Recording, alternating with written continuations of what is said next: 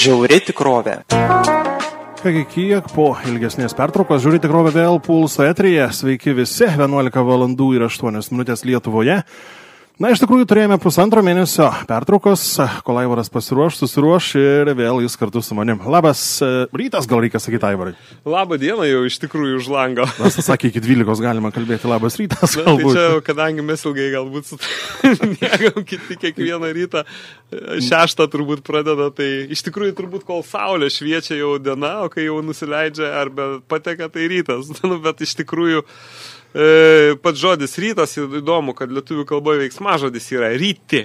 Tai yra diena pradeda ryti, tą tikrovę pamažu, saulė pradeda ryti viską. Ir tos laidos mūsų savotiškai irgi apie tai, kaip mus surijo vienas drakonas, sakykime, ir kaip tam pilve drakono mes gyvenam. Tai iš tikrųjų reikėtų pasakyti labas rytas visiems, nes mes esam praryti drakono pilve savotiškai. Jeigu kalbėtų apie žiemos laikotarpį, simboliškai. Ypatingai dabar. Taip. Praėjusiais metais, Aivarai, baigėme ciklą iš tikrųjų laidų susijusių su Lietuvos istorija, žiauriąją vadinkim tikrovę. Kasgi šiemet, kokiegi bus mūsų, pasakykim tai paskaitų, kaip pavadinti temos? Taip, mes praeitą kartą pabaigėme, sakykim, tą visą ratą laidų ties Vytenio laikotarpiu, kurios buvo pradžia Lietuvos imperijos, Lietuvos didžiosios kunigaikštystės. Ir šiandien mes šitas laidų dalis, nežinau kiek jinai truks, iki pavasario galbūt, o gal ir pavasarį dar, tai šitos laidos bus daugiau skirtos tam laikotarpiui, kuriame jau tiesiog galim įvadinti sarmatiškojo laikotarpį. Ta žodį aš neatsitiktinai pavartoju, nes jeigu mes paimsime visus žemėlapius nuo 14 amžiaus ir žemyn, tai yra nuo 1300 metų, tos senosios žemėlapis, visur pamatysim, kad Lietuva yra arba Sarmatijos dalis, arba tiesiog net Lietuvos nėra šitojose žemėlapiuose, o tiesiog yra užrašas ne Lietuvos, o Sarmatijos. Ir jeigu paimsim dar senesnį laikotarpį, tai čia būtų jau 3 laidų rudens, jeigu įvyks ratas arba ciklas, tai tas 3 laidų ratas bus apie laikotarpį grinai, sakykime, jau sarmatišką, tai būtų nuo 10 amžiaus, nuo 9 amžiaus žemyn iki 5 amžiaus po Kristaus ir panašiai.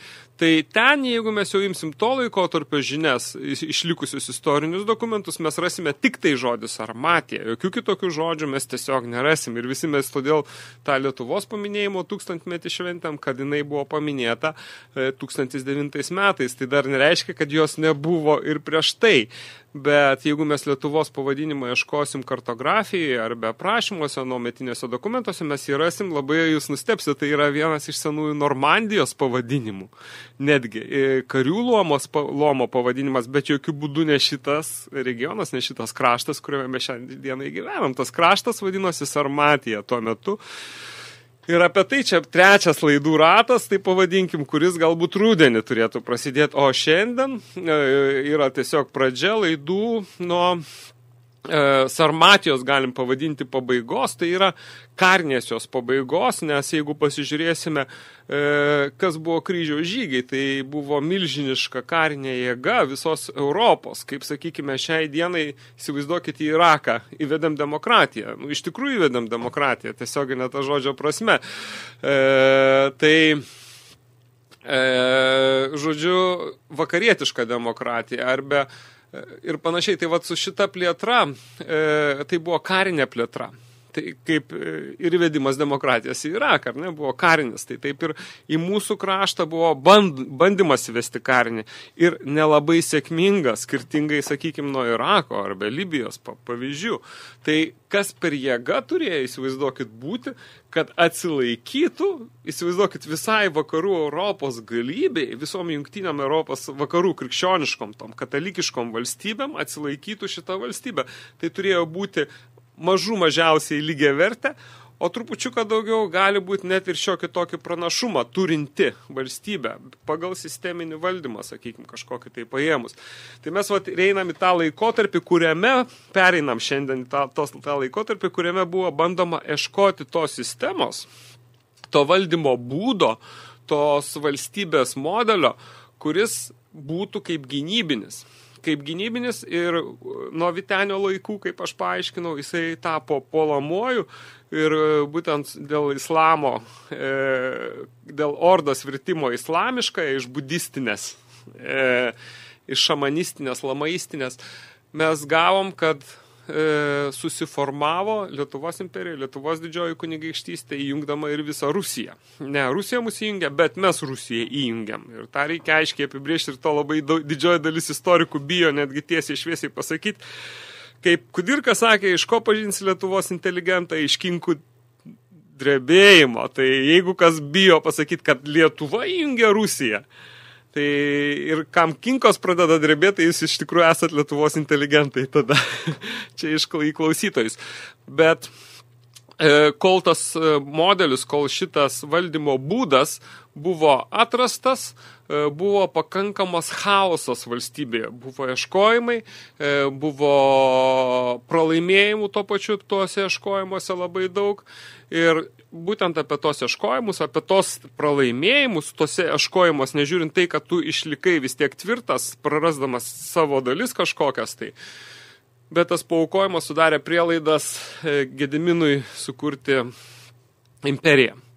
Ir šiandien būtent pereisim prie to ieškojimo laikotarpio, kur nuo Mindaugo mirties 1263 metais iki Vytenio atėjimo 1282 grubiai pasikeitė begalę valdovų, karinių vadų, tai pasakykim. Pas mus vėl valdovai dažniausiai skirtingai nuo to katalikiškos aplinkos buvo nepaveldima, o buvo renkama. Ir renkama pagal savybės, tai pavadinkim tokią meritokratinę visuomenę. Ir tas atsispindėdavo ir, sakykime, vikingų prieš tai buvusių irgi pasaulėžiūrio ir gotų, kur vienam vadui žuvus iš karto atsirasdavo kitos kariuomenė, neištikdavo paralyžius vadui dažniausiai žuvus. Bendram, sakykime, plane kare, bet mūšyje galbūt tai būdavo lemiamas veiksnys, jeigu žūdavo vadas mūšio, bet labai greitai jį pakeisdavo kitas. Ir tai nebuvo surišta su giminystės. Ir tai va, mes ateinam į tą laikotarpį, kuris, sakykime, buvo tos Sarmatijos dalies, kuri vadinosi Lietuva, kaip karinio junginio ginančią mūsų senąją pasaulėžiūrą, mūsų tikybą, mūsų vertybės, mūsų žemę. Ieškojimas, koks būdas gali padėti atsilaikyti prieš krikščionišką invaziją, prieš krikščioniškosios diktatūros, tai pavadinkime, įvedimo mūsų žemėse. Ir mes reikia drąsiai vėl įvardinti, mes kovojam iki paskutinio kraujo lašo su krikščionimis. Krikščionis buvo interventai. Krikščionis buvo okupantai, galim tiesioginę tą žodžio prasme įvardinti, nes jie atėjo su kardu. Jie netėjo su knyga rankoje, jie atėjo su kardu. Ir be abejo, prieisim tą laikotarpį, kai buvo vienas kitas ir su knyga, kur atėjo, bet jiems liūdnai baigėsi, nes jie pažeidė vietinę teisinę sistemą, kuri funkcionavo ir jie įsitikino, kad teisinė sistema Lietuvoje veikia. Aš čia kalbu apie Brunoną kaip politinį ideologą, kuris pažeidė vietinius įstatymus ir už tai jam buvo pritaikyta bausmė. O čia mitas vėl mūsų istorikų, kad būtent krikščionybė sukūrė teisinę sistemą, nieko panašaus. Mes jau matom iš Brunono įvykių, jisai susidūrė su teisinė sistema. Ir tai šiandien ir pradėsime tą vieną iš sudėtingiausių laikotarpių, kuriame mes turime mažiausiai 5 valdovus, pakeitusių vienas kitą, karinius vadus, jeigu dar tiksliau, kunigaikščius, laikotarpį nuo 1282 iki 1263. Tai yra iki Mindaugo, nuo Mindaugo mirties iki Vytenio atėjimo. Tai čia vienas iš tokių sudėtingesnių ir aš daugiau tikiu, sakykime, Kojelavičium, Vijūku, Daukantų, kurie naudojo to meto istorinius šaltinius, aprašydami tos įvykius, archyvus, kronikas, tiek kryžiuočių, tiek kalavijuočių ordino, tiek kitus Rusijos tas kronikas irgi išlikusias.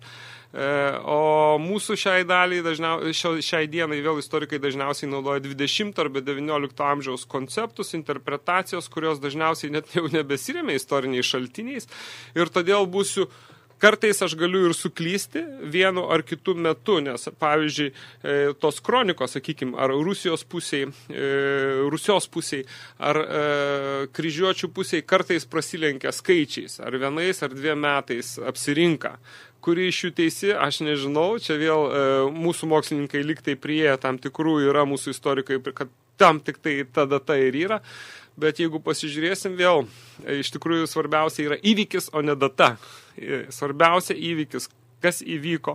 Ir apytiksliai vis tiek visi maždaug ties tą pačią juostą, laiko juostą sustojam. Tai vat aš apie tą laikotarpį tarp 1282-1263 metų šiandien ir pabandysime pakalbėti. Ir aš pradėsiu nuo 1299, nuo Vytenio dar kartą laikų, bet iš kitos pusės. Aš pradėsiu nuo kovos tarp imperatoriaus ir popiežiaus, tarp ideologinio vado popiežiaus visos Europos ir jo tarno, karinio tarno, tai yra imperatoriaus.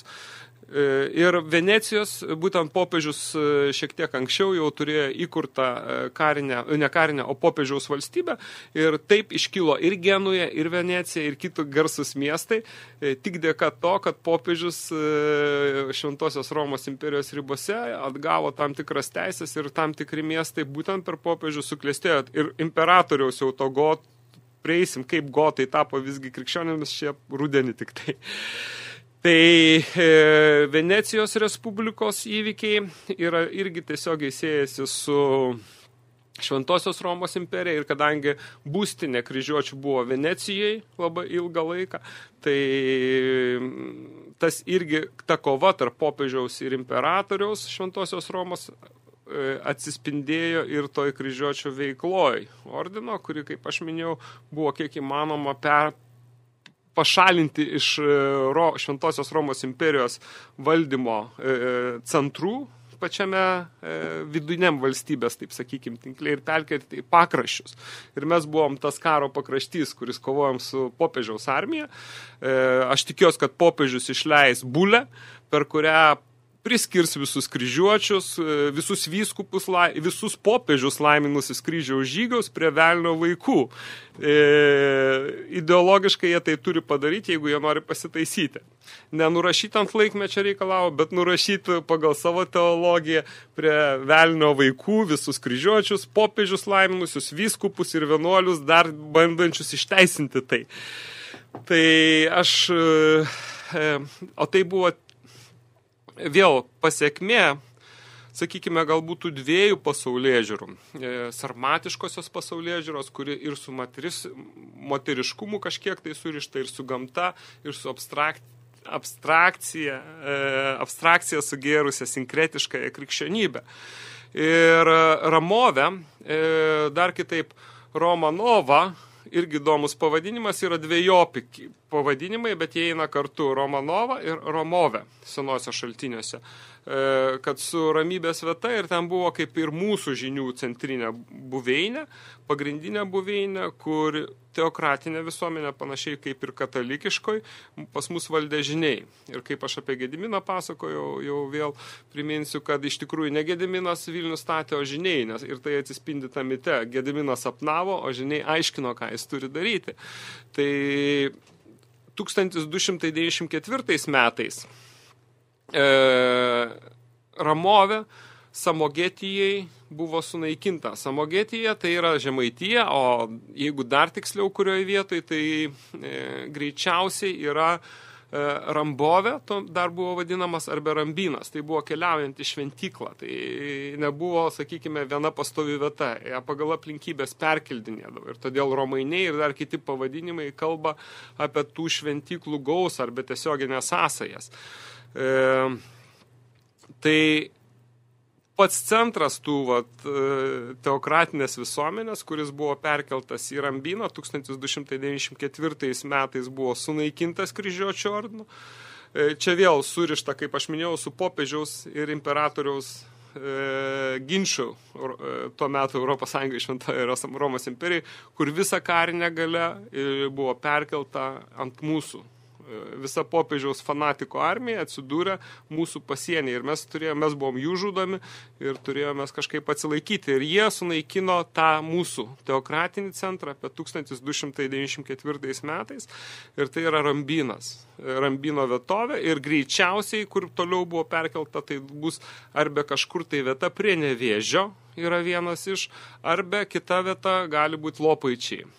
Čia prie Tverų, tai prie Nevėžio aš tiksliai vietos negaliu įvardinti, bet yra faktas, kad 1294 metais tai įvyko ir Žemaitija, Samogietija patyrė labai baisingą žalą, buvo labai žiauriai sunaikinta, nuteriota. Ir tie metai yra taip pat savotiškas politinis paklusnumas išsireikalautas iš tam tikrų Žemaitijos kunigaikščių tam tikrų dalių.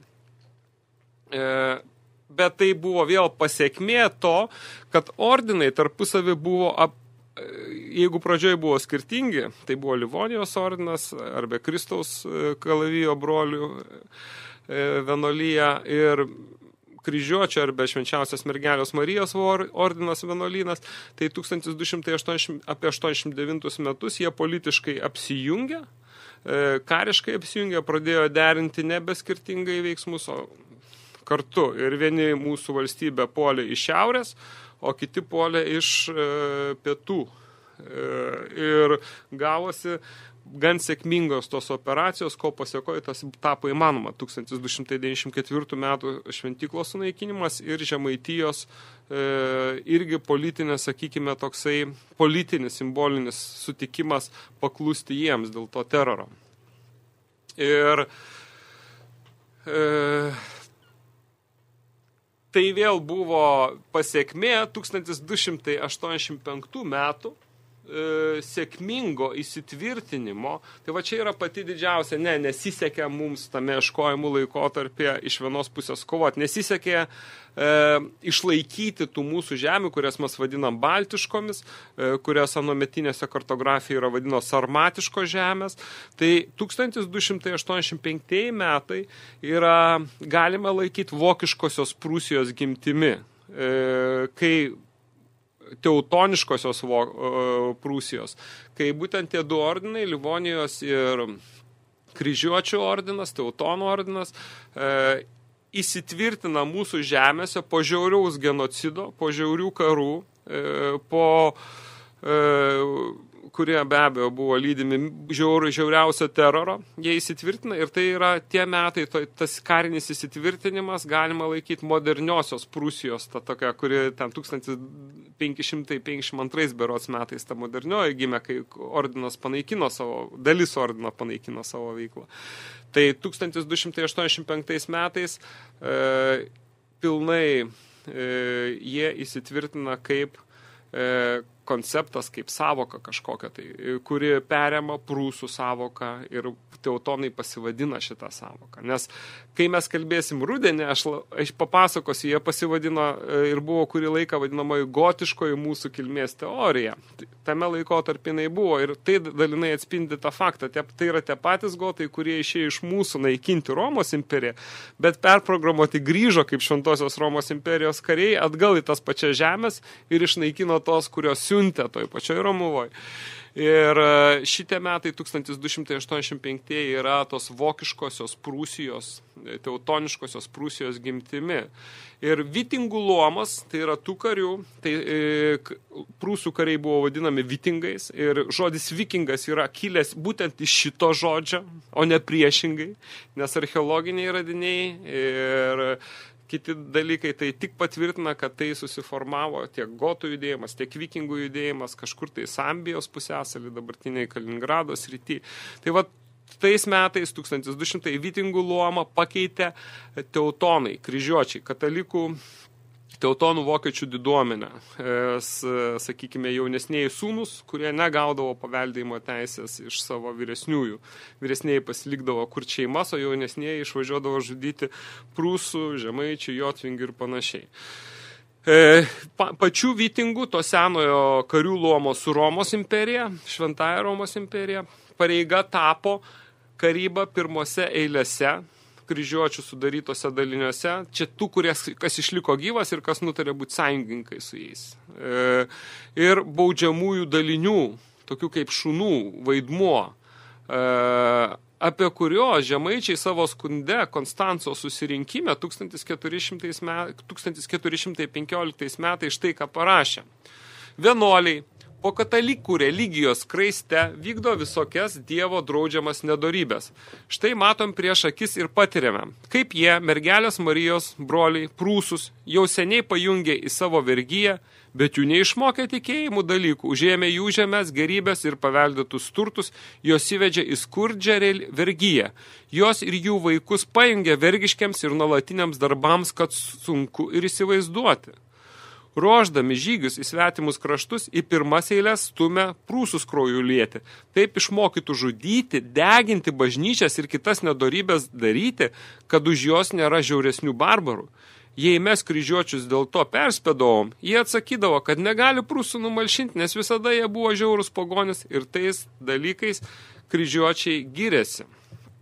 Tai va, koks tai likimas ištiko tų prūsus likusių po kryžiuočio okupaciją. Tai buvo padaryti kariniai vergai, patys žiauriausi, patys patologiškiausi ir pas mus va, tas prusokas ir panašiai tą įgijo neigiamą. Nežiūrint, kad žodis išprusti yra teigiamas, o prusokas jau yra ir blusas sutelės berods vadindavo. Tai, žodžiu, va, ta mutacija, tas pasikeitimas įvyksta būtent su katalikybės atėjimu į žmogaus sąmonę. Ir įdomiausia tai, kad didžiąją dalį tų knygų, kai skaitau, tų rankraščių, tų vienuolių, Olyvos vienuolių, cistersų raštų vadinamųjų, kitus jūs atkreipkite dėmesį. Ten parašyta, kad kai mes atėjome į jų žemės atnešti tos išganimo religijos, jie gyveno geriau negu krikščionys, jie doriau gyveno negu krikščionis. Ir ten prirašyta dažniau. Tik vieno jiems trūksta Jėzaus pažinimo. Ir įdomiausia, štai kas atsitinka, aš ką tik perskaičiau, kas atsitiko su prūsais, kai jie pažino Jėzų. Žiauresnių barbarų gyvenime nėra buvę. Ir žemaičiai Konstanco susirinkime jau skundžiasi, ką ta krikščionybė, nežiūrint tai, kad prūsai, vokiečiai jų nemokina.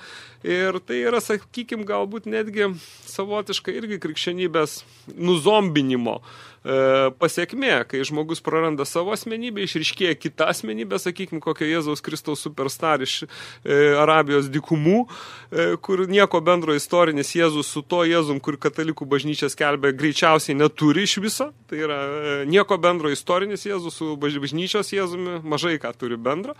Tai ir matom, kas atsitinka, kai tokį priima žmonės, jie tampa patologiniais žudikais.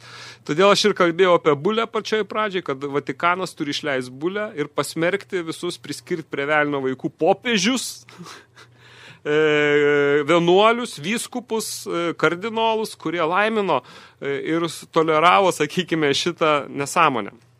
Aivarai, jeigu nieko prieš, gal padarome trumpą pertraukėlę, pusę kaip tik laidos praėjus. Ir grįšim visai netrukus jau su įdomis kitomis temomis. Pulsas FM.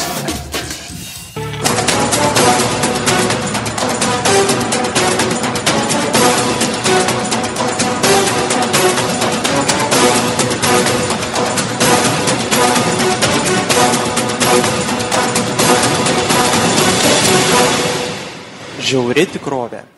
Kągi, nuskambėjo Andriaus Mamontovo pati naujausia daina Pasitrauk, toliau Žiauri tikrovė ir Aivaras Lilika.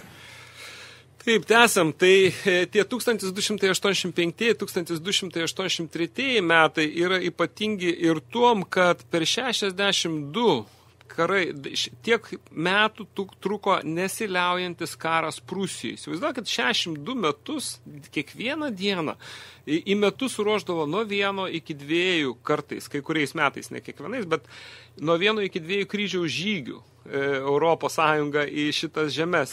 O yra maždaug, ką jau pertrauksiu paskaičiuoti, iš tikrųjų įdomu, kiek aukų pareikalavo, pavyzdžiui. Yra įdomu labai, aš su archeologais iš Prūsijos bendravau ir šiaip, jeigu jūs pasiskaitysit, jūs pamatysit, kad Prūsijos ta teritorija, dabartinė Karaliaučiaus teritorija, ne tik tai Kaliningrados sritis, bet ir Lenkijoje esanti. Lenkai irgi okupavę dalį Prūsijos yra, mes pamiršom per antrą pasaulinį karą, po pabaigos Potsdamo ten konferencijos metu buvo padalinta Prūsija į 2 dalis. Viena atiteko Rusijai, o kita atiteko Lenkams. Ir įdomu irgi vienas iš įdomiausių galbūt dalykų, taip kaip prūsai buvo sunaikinti, sakykime, per 300 metų grubiai. Tai lygiai taip pat vokiečiai, kurie išžudytų prūsų vietą, nacistojam buvo išnaikinti per grubiai 2-3 metus. Tai, ką darė vokiečiai 200-300 metų su prūsais, tai rusai su vokiečiais padarė per 2-3 metus vienodo lygio genocidas. Ir todėl pats, jeigu žiūrėsim, didžiausias Europoje kapinynais nusieta teritorija yra Prūsija. Bet Prūsija, aš turiu omeny vėl ne tik Karaliaučiaus sritį, bet ir Lenkų okupuotą Prūsijos dalį. Ir ten yra tiesiog archeologai vėl, kai kasinėje, randa stadiono dydžio laidojimo laukai, karių stadiono dydžio palaidojimai yra tų karių žuvusių mūšiuose su kryžiuočiais. Ir įdomu vėl, buvo paprotys dažniausiai karius deginti. Vėl, kad tos dvasios turbūt nepasiliktų ir neteitų.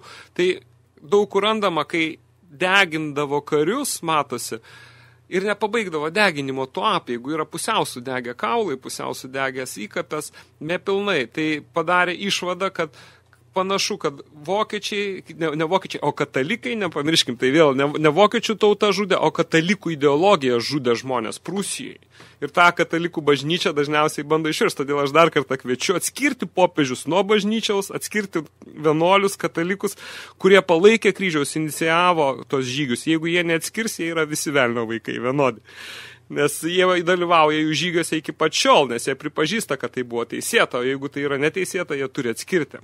Tai kapinynai pradėti deginti kapai ir nepabaigti, panašu, kad vokiečiai stebėdavo, kur užsidegs tos ugnis, ne vokiečiai, o katalikai, ir atvykdavo ir žudydavo tos, kurie laidodavo tos žmonės.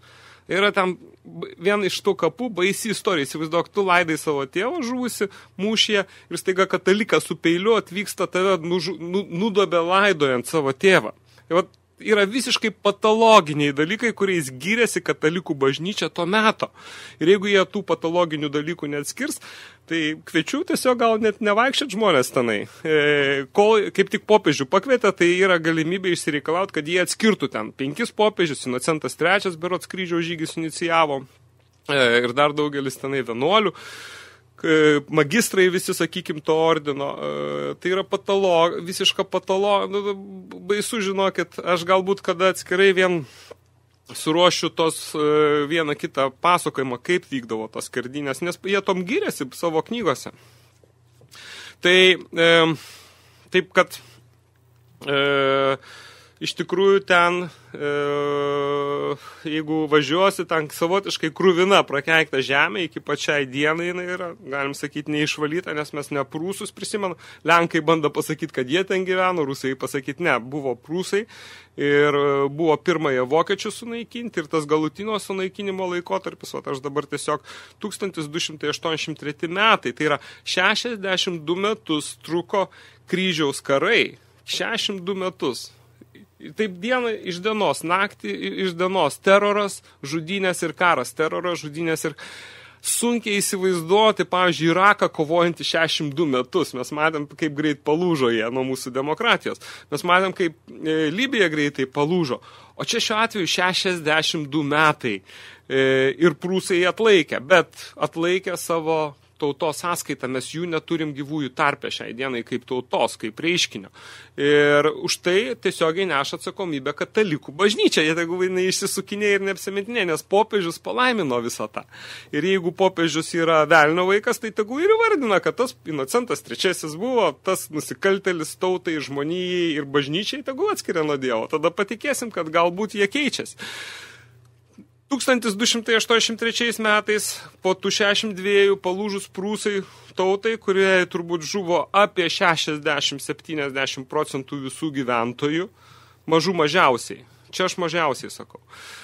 Prūsams uždraudžiama skaityti, rašyti prūsiškai, idant užmirštų savo bočių ir prabočių papročius. Čia Simonas Daukantas tai paėmė iš ištraukų kronikų. Prūsus ištiko senųjų Venedų, kurie gyveno Pomeranijai, Pamariuose, kurie gyveno dabartinės Kuršo žemėse, Venedai, Ilyrų dingo, žinom, kad buvo Ilyrai, bet žinom, kad jų nėra. Dakai, žinom, kad buvo, bet žinom, kad jų nėra. Trakai, žinom, kad buvo, žinom, kad jų nebėra. Keltai, žinom, kad buvo, bet jų nebėra. Prancūzai kažkokie vietai keltų. Tai lygiai tokia pat dalis ištiko ir prūsų tautą. Ir dar daugelį kitų, kurios žuvo nuo katalikų bažnyčios kryžiaus, suvaryto tiesiai į širdį. Tiesioginė ta prasme, ne simbolinio, o tiesiogiai į širdį suvarytas, nes kardas ir yra kryžius. Nes kardas tai ir buvo tai, ką garbino tuo metu visi dori katalikai. Ir tai garbins, jeigu bažnyčia neatskirs kunigus, vienuolius, popiežius, laiminusius tokią interpretaciją. Romėnai paliko iš Ilyrų, Dakų, Trakų keltų tik tai grįvėsius, degėsius ir lavonų krūvą. Tai vat visa ta romėniška arba krikščioniška civilizacija, palikdama degėsius, lavonus, dykrą, tai pavadindavo taikos ir civilizacijos atnešimu. O naujiems vergams valstybingumo sunaikinimo datas ir įvykiai paskelbiami šventėmis. Lietuva, Rusija, Lenkija, Prancūzija ir kitos šalis Europoje iki pat šiai dienai išlieka šito klasikinis pavyzdys. Valstybingumo sunaikinimo data, žmonių padarimo vergais, įvykiai padaromi valstybinėmis šventėmis. Ir tai yra vienas iš pačių baisiausių melų, kuris istoriografijai žinoma kaip Merovingių melas. Mes prieisim iki jo, turbūt pavasarį jau. Ir Duisburgo kronikoje parašė. Baigėsi apie 1283 metus. Baigėsi karas Prūsijai, prasideda karai su Lietuva. O trumpa eilutė. Keli sakiniai. Baigėsi karas Prūsijai, prasideda karai su Lietuva. 1283 metai. Ir panašu, kad Vytenis, kuris atėjo 1282 metais, ir buvo tas, kuris suvokia, kas čia vyksta. Ir tos eilutės viską atsako. Mes matom prūsų likimą, mes matom, koks likimas katalikų bažnyčios buvo mums paruoštas. Ir tik dėka Vytenio, kuris labai sąmoningai suorganizavo sistemą, kuris transformavo Gediminas į imperiją, mes esame šiai dienai gyvi. Ne dėl to, kad katalikų bažnyčia yra pas mus, bet dėl to, kad mes priešinomės katalikų bažnyčiai. Ir gėda tiems istorikams, kurie bando atvirkščiai kalbėti. Ir tai yra tiesiog melas akivaizdus. Ir valstybė tą toleruoja, pradedant prezidentūrą ir baigiant savivaldybėmis. Tai va tas laikotarpis, 1283 metai, padėjo mums atrasti atsakymą. Ir tas atsakymas, kaip jau jeigu jūs atgal žiūrėsite laidas, buvo Vytenio atsakymas, Gedimino atsakymas, Algirdo, Kęstučio. Bet dabar mes pereinam į tą ieškojimo atsakymą. Dar kol prūsai kovojo, pas mus vyko suirutė. Kaip priešintis, ką daryti, kas bus karo vadas ir panašiai. Nes buvo bandymas su Mindaugu įsileisti tą pačią krikščionybę ir pasižiūrėti, kaip tai veikia. Bet aš tikiuosi, šiandien prieisim tą akimirką, kai Mindaugas atsisakė krikščionybės.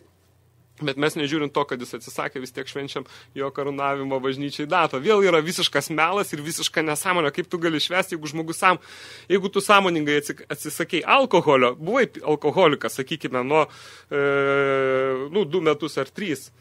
Ar tas laikotarpis yra svarbus?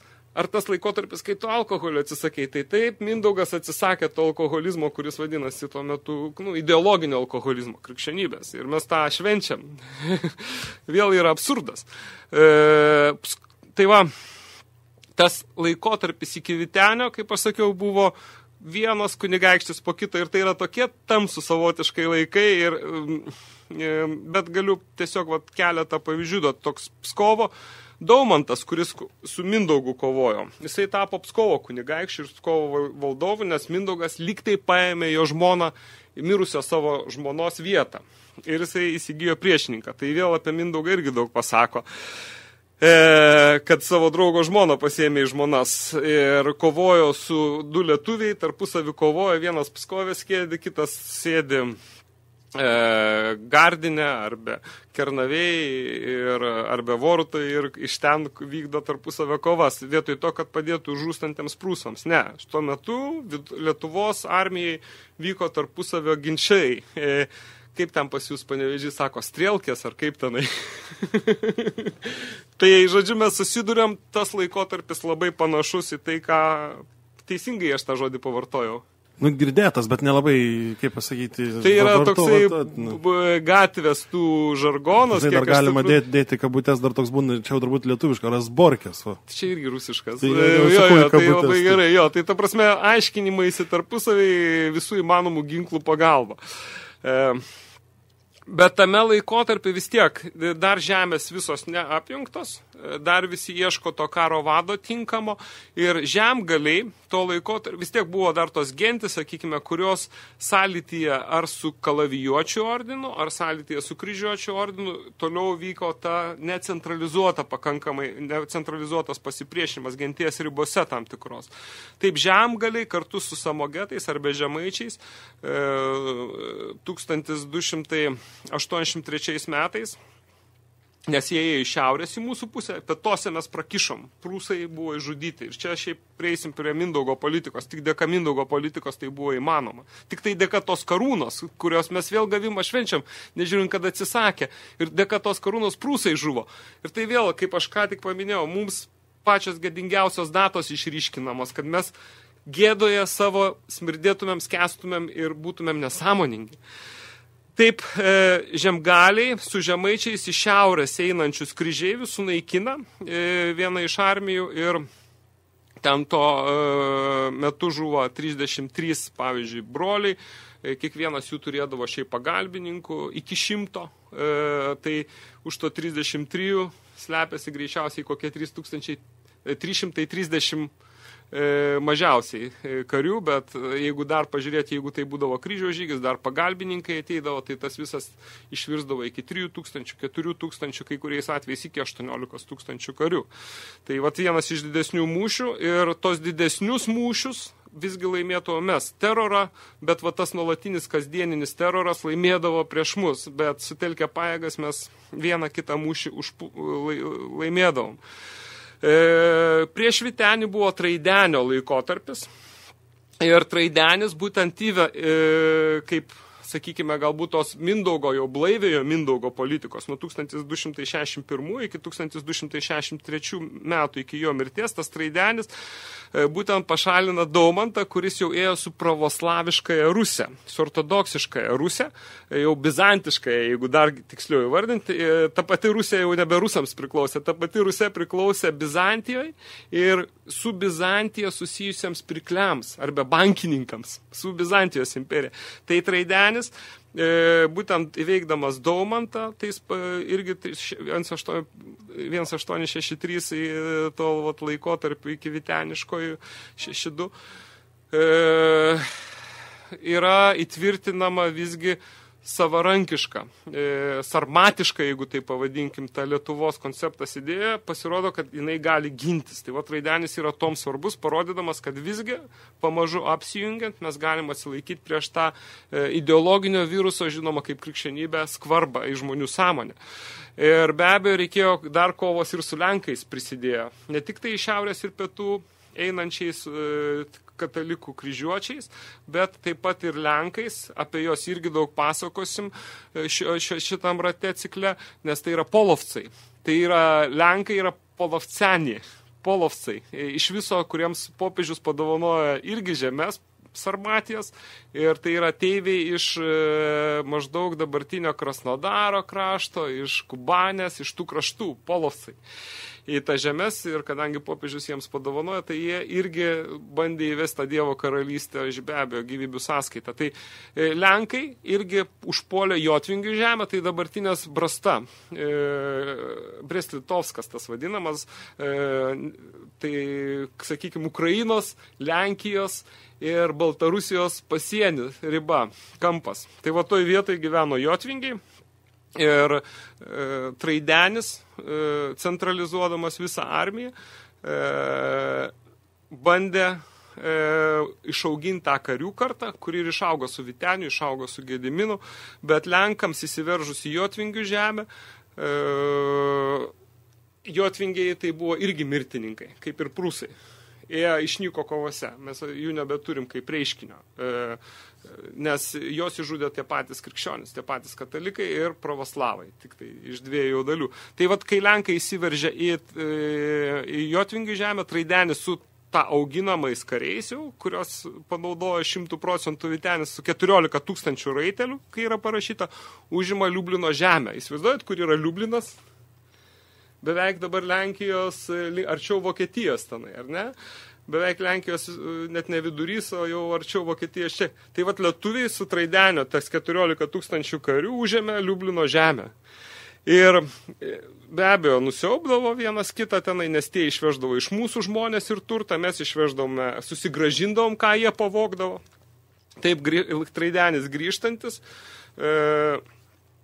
buvo apsuptas Lešeko Jodojo. Ir prie Narevo upės sunaikinta beveik visą armiją. Tik tai įvyko tik dėl to, kad dalyvavo žygiai Jotvingiai. Jotvingiai skirtingai nuo mūsų lietuvių iš mūšio lauko nesitraukdavo. Ir skirtingai nuo prūsų. Irgi didžiąją dalimi jie iš mūšio lauko nesitraukdavo ir matom, kas jos ištiko. Mes visą laiką dažnai parodydavom pėdas. Priešininkui tai yra kinų menas, irgi yra mūšis laimimas bėgimu. Arba į vieną pusę, arba į kitą. Tai šiuo atveju mes laikomės to ir mes galbūt ir išlikom, o Jotvingiai ir nuo to laiko Traidenis išleido įsakymą armijai, draudžianti kariams trauktis iš mūšio lauko. Ir Jotvingių pavyzdys, kaip jau sunaikintos beveik tautos, buvo iškeltas kaip pavyzdys, nes Jotvingių vyrai niekada nesitraukdavo iš mūšio lauko. Jeigu stovėdavo, tai toj vietoj ir mirdavo, kurioje stovėjo, bet nesitraukdavo. Ir dar įdomus pavyzdys yra tai, kad moteris palaikydavo vyrus. Jeigu būdavo netoli kaimo mūšis vykdavo, tai moteris ateidavo ant kalnelio ir vyrus palaikydavo, kovojančius mūšio lauke, gėdindavo tos, kurie bandydavo bėgti. Čia dar vienas iš, įsivaizduokit, jeigu Lietuvoje būtų, kad moteris ateina palaikyti vyrus. Tai va čia irgi Jotvingių vienas iš sunaikinimo, irgi priežasčių. Daumantas, pagal Simoną Daukantą, Daumantas nusamdė 6 gudus, tai gudais mes vadinom Rusijos gyventojus, krikščionis, kurie nužudo Traidenį. Tai yra vėl ta bizantiškoji ir sarmatiškoji, pasakykime, ideologija. Daumantas bando įsitvirtinti per bizantiškąją, Traidenis bando išlaikyti sarmatiškąją ir būtent Daumantas pasamdė 6 gudus pagal Simono Daukantą, nužudo Traidenį. Ir va to tada išeina Vytenis iš tikrųjų. Bet kadangi mes einam atbulinę tvarką, tai aš einu pamažu į tas priežastis, kodėl Daumantas taip veikia, kodėl Traidenis taip veikia. Daumantas su gudais atvyksta į Lietuvą pasiskelbti didžioji kunigaikščių. Traidenio sūnus Rimantas yra mažiausiai 3 versijos tų valdovų visų. Ir aš jas visas suminėsiu šičia. Bet laikotarpis, kaip minėjau, tas metų paklaida plus 1 minus 2, bet tai yra 1282, 12, 61, 63. Va tas laikotarpis, kur daug kunigaikščių keitė. Traidenio sūnus Rimantas paliko vienuolyną, nes buvo vienuolis, irgi krikščionių, ir su lietuvių žemaičių Jotvingių kariais prie Braslavo sumuša Daumantą karius, patį Daumantą, perdurdamas ietimi. Čia yra vėl, sakykime, yra viena, kad jisai mirė Pskove padavimas, kitas yra, kad jis žuvo nuo savo pačių tautiečių už tai, kad jisai bandė įvesti tą bizantišką ideologiją. Rimantas atsisako jam siūlomo didžiojo kunigaikščio titulą, perleisdamas tą titulą karvedžiui Vyteniui. Tai va čia Traidenio mirties aplinkybės ir Vytenio iškilimas. Ir vėl įdomu tai, kad vaikystėje Vytenį dar vaidinamo Buivydu Ariogaloj vaikų būryje pamatė išskyrė pats Traidenis. Nuo tada jis buvo Traidenio globoje. Tai matot, vėl yra tai, kad tiesiog matė, kaip žaidė, paėmė auginti pas savęs toj kariškoje aplinkoje, nesuvokė, kad tai bus karo vadas. Ir nesūnus Traidenio paveldė Lietuvos, tampa karo vadu karaliumi mūsų valstybei, bet tampa visiškai vaikas žaidęs Ariogalai. Irgi įdomus faktas. Šiaip Ariogala, Ario galas, visas šitas, tai yra tas vėl su karyba, tai greičiausiai ten buvo karių auginimo irgi ruošimo centras tam tikras. Ir kai Traidenis žuvo, Kernavėj, Vytenis buvo išrinktas karo vadu didžioji kunigaikščių. Ir būtent tada užpuola jisai Lenkus, bet kol mes su Lenkais kovojam, Daumanto sūnus Pelužis yra vienas iš garsiausių išdavikų, taip sakykim, špionų, dvigubų tokių žmonių, tai Daumanto sūnus, kažkodėl Simonas Daukantas jį priskiria prie Daumanto sūnų, Pelužio, labai daug žalos padarė. Labai daug perleisdamas mūsų pilis kryžiuočiams, nes jisai pats priėmė katalikų tikėjimą. Ir netgi Gardiną buvo užpuolę, tai mano supratimu Gardinas tuo metu buvo jau politinė sostinė.